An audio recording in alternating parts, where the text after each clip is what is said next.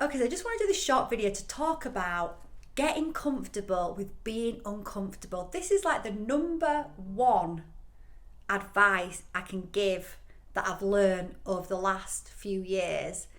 It's about getting comfortable with the uncomfortable, because it's in the uncomfortable where growth happens. It's in the uncomfortable where we are changing, we are stretching our comfort zone, where we are growing, and that is the purpose of our life.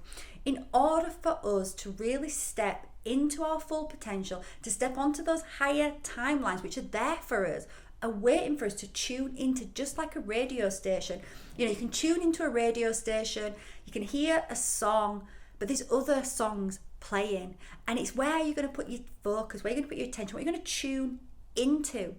And the subconscious mind, it really likes what's familiar. It feels safe in the familiar. It's programmed to believe that being in the familiar is safety, but being in the familiar is not necessarily safety. And it can stop us from growing, because we have to be able to go into the unknown.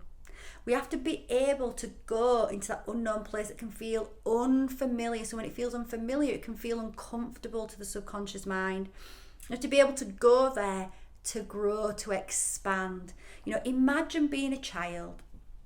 Imagine being a child and crawling on the floor and not being comfortable with being uncomfortable, not being comfortable with going into the unknown. We'd all be crawling. There'd be no growth at all. And we seem to think for some reason that once we've moved from what we perceive as being childhood to adulthood, that's it. We should just be everything needs to be comfortable, everything needs to feel safe, we need to be in the know, we need to know everything that's going to happen.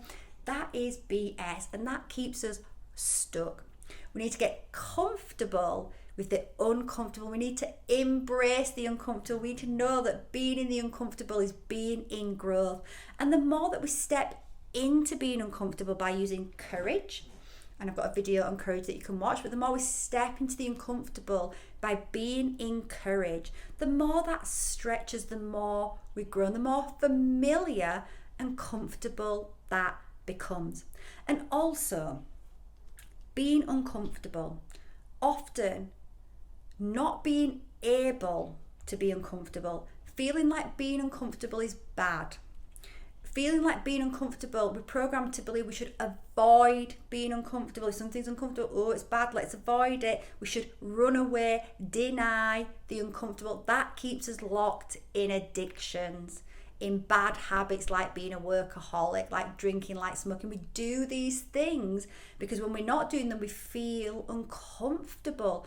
Why do we feel uncomfortable? Often that can be because we've got emotions that we have repressed, suppressed. So it feels uncomfortable being with the body, so we want to numb it out, block it out, distract ourselves from it, because we feel like, oh, it's bad. We don't necessarily know what those emotions are. So again, if we just allow ourselves to get comfortable with being uncomfortable, one, we show ourselves, nothing happens. Nothing happens if we sit in uncomfortableness. Instead of having that extra drink, just sit in your uncomfortableness, just sit in the feelings. It might feel uncomfortable. Just sit there. Nothing's going to happen to you. Just allow yourself to breathe through it. It will pass. The more we sit in our uncomfortableness, the more we allow those repressed emotions to start moving. When they start moving out of us, they start to discharge. Otherwise, they won't discharge, and they will continually be there, just waiting to be acknowledged. So what we also need to do, so another, tip that I could give you as well for life, for just stepping into our potential, is around emotions. Because again, often we don't like to feel uncomfortable because we've got a lot of emotions trapped in the body, because not only are we taught that being uncomfortable is bad, and it is not bad, embrace it. Uncomfortable is change, is growth, is good.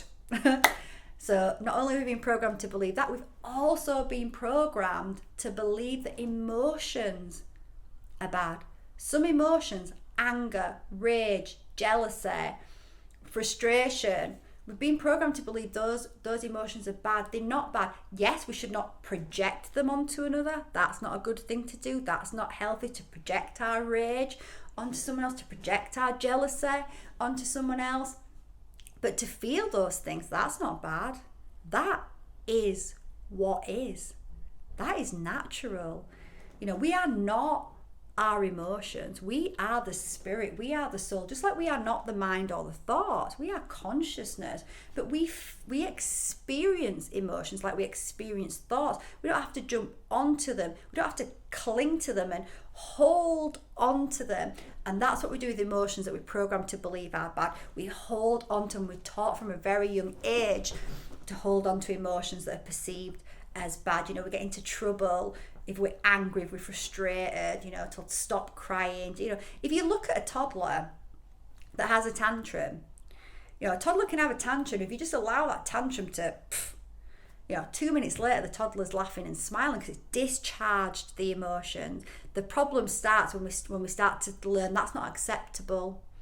That's not acceptable in the world. We need to put on our masks. We need to present ourselves in a certain way because the true self is not acceptable. We start to lock down the true self, and we start to pile all these emotions around the true self, and the body starts to feel all this density and all this fullness, which then we feel like, we have to keep ourselves full with food, with drink, keep pushing down those emotions. Don't let them bubble to the surface and poof, be released, be discharged. That's what we're supposed to do with emotions. So if we're feeling any type of emotion, it feels uncomfortable, allow that emotion to move through you. Recognize it.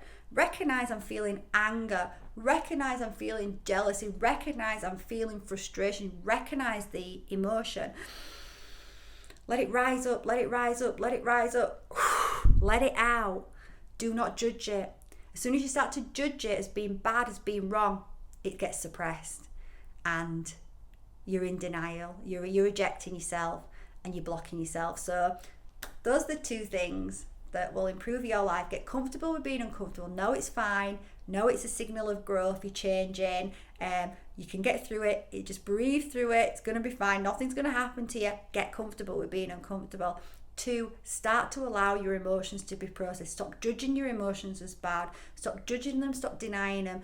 Let them move through you. Allow them through. Yes, don't project them onto others. Look, we are going to do that from time to time. We are human. We get triggered from past conditioning. So we will sometimes be defensive, in fear. We will sometimes do that. When we do that, just acknowledge it. Become aware and think, okay, how could I better deal with that?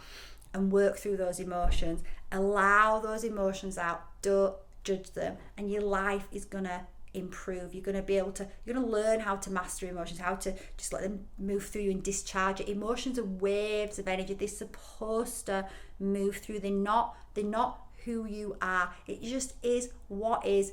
We must accept and acknowledge what is without judgment to discharge it.